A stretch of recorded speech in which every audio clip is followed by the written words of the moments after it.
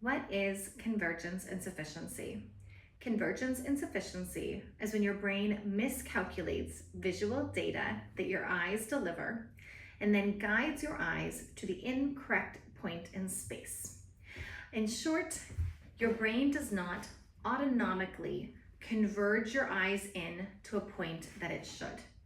An example would be if you're reading a book, your eyes should technically rest slightly behind the book. We can actually measure where this should be, where it provides a good anatomical comfort zone. And your eyes should technically rest about 3 prism diopters behind the book. We measure this with this guy, literally a prism bar. Optometrists and ophthalmologists use this to measure eye alignment and eye posturing, as well as do a bunch of stress tests. So technically your eyes should rest when looking at a book 3 prism diopters behind the target. There's a standard deviation of plus or minus 3, so it could rest technically 0 to 6, and that would be within a normal or standard or expected comfort zone. If a patient has convergence insufficiency, then that means their brain miscalculates data and they send their eyes to a point outside of that comfort zone. So perhaps a patient has a resting position when they're looking up close of 7, 8, 9, 10, 11, 12, and so forth. Now note that this is a resting position. This is essentially where your brain thinks the book is and miscalculates. Once you open your eyes, you will, for a split second, get double vision. You'll be able to correct for that. But correcting for it doesn't necessarily mean that your positioning is correct. It means that you can compensate. It's kind of like having a 10-pound brick in your backpack.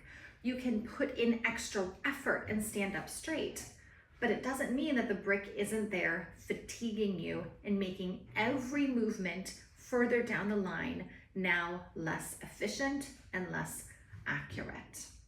So for convergence insufficiency, if the resting position, again, if this should be a 0 to 6, is maybe a 7, 8, 9, or 10, a lot of those patients will see some eye strain, some headaches.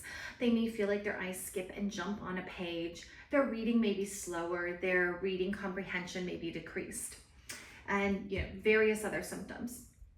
If their resting position is beyond that 7, 8, 9, 10, once we get from about 10 and on, view it as a misalignment that's so far that it's just not likely that the patient can compensate for that 100% of the time.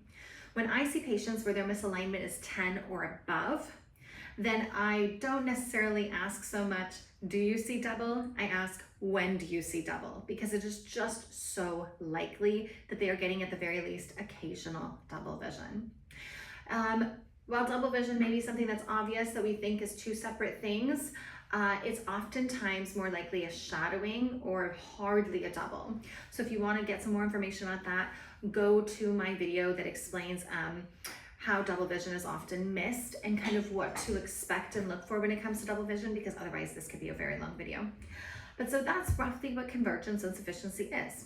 The brain just miscalculates and sends the eyes too far back, and the patient has to compensate and really, really work to converge their eyes in. And then everything else down the line is now harder. Hope this helps just kind of break down where the misalignment is in this one deficiency.